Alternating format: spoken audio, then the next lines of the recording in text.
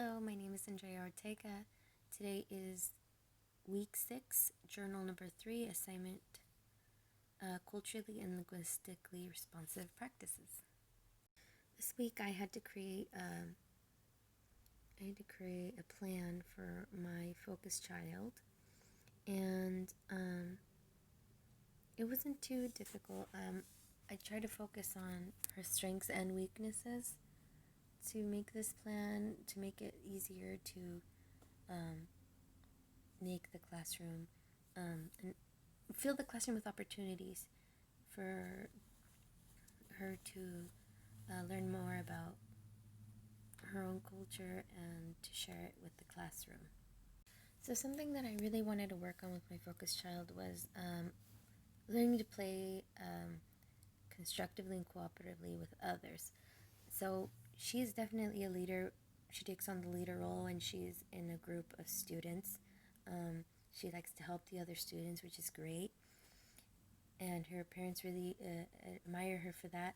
But I do notice that her parents were mentioning that she has some issues listening and following direction. And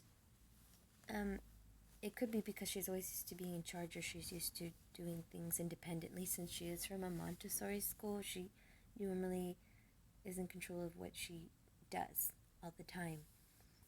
So my solution for Olivia was for her to be able to spend time with the other students. So use their strengths and her strengths together.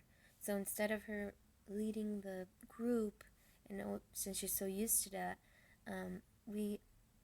my plan is to conduct activities where she would have to listen and work with her classmates.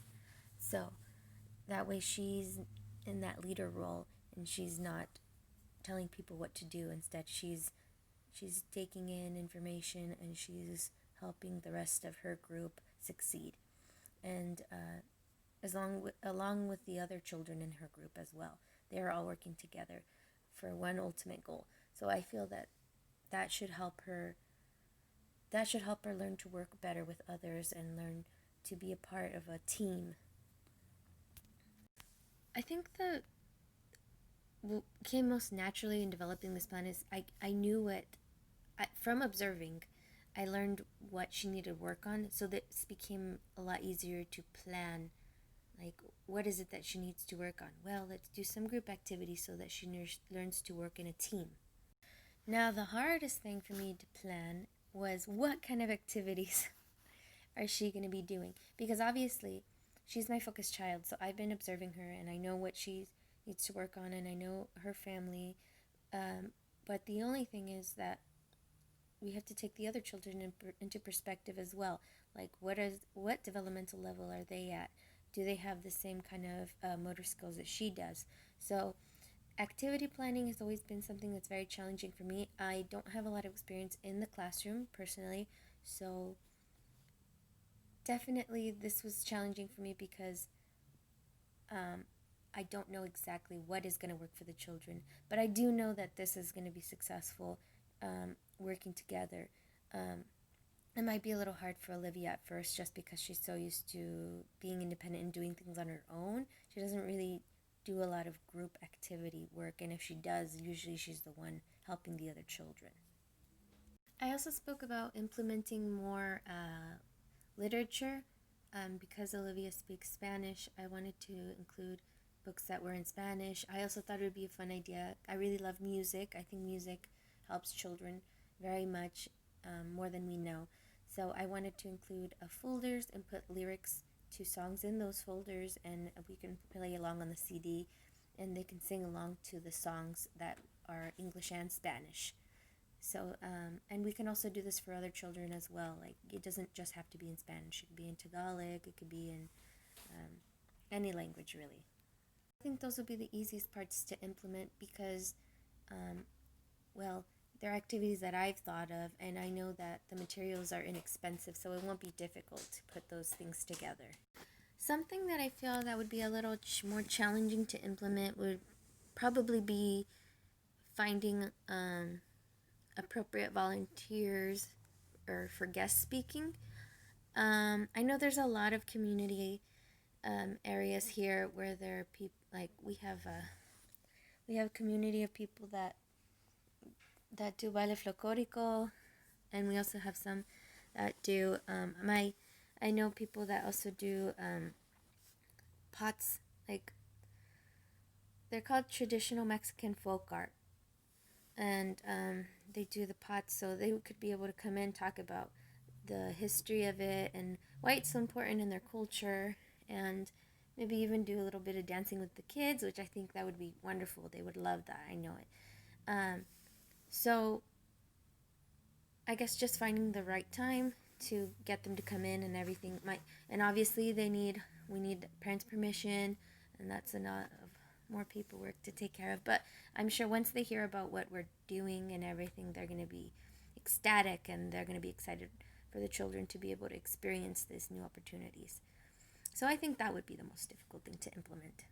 So from this planning, I would say that the competencies I feel that the competencies that I'm growing in because of this plan that I've created are definitely, putting together learning environment and curriculum, um, uh, and then dual language development, adding the culture, the languages, and the learning environments, adding books, implementing certain um, cultural books and toys and things that would help the children ask questions, and we could implement that into the classroom.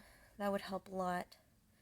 And family and community engagement, I feel like would be another competency that I'm showing a little more strength in, because I'd be reaching out to the community, I'd be reaching out to the families and asking them, would you like to come in and be a guest speaker? Or also, families can get involved by coming in and helping with the activities, so that would be a good idea also. Yeah, and then just connecting the community to education, I feel like is already just really important for the children, because they're learning about what there is out there, the different cultures, the different kind of clubs and everything that there is out there in their community that they can be involved with, they can learn more about, brought to them right into their classroom. So that could be a really good learning opportunity experience for them. So what I would do differently when developing a plan from what I've done this time, definitely writing it down on a form I feel would be a little bit more organized. The same way you would do a DRDP, I guess something similar to that. I feel like I'm a very hands-on person, so writing it down would definitely would give me an advantage. I also feel that some questions I have about culturally and linguistically responsive practices. I guess my question would be, what kind of activities could I conduct in a preschool classroom that would be appropriate for that age level of development? I worked in a preschool classroom for a little bit, and it was kind of hard just because there were a lot of children of different skill levels, and it got a little complicated trying to come up with certain activities, because there were some children that would do the activity and then they were like, oh, this is hard, and I felt bad. And then so my question is to you guys, what other ideas do you guys have for what would be culturally appropriate for all children and developmentally appropriate? Please let me know. Excuse my son.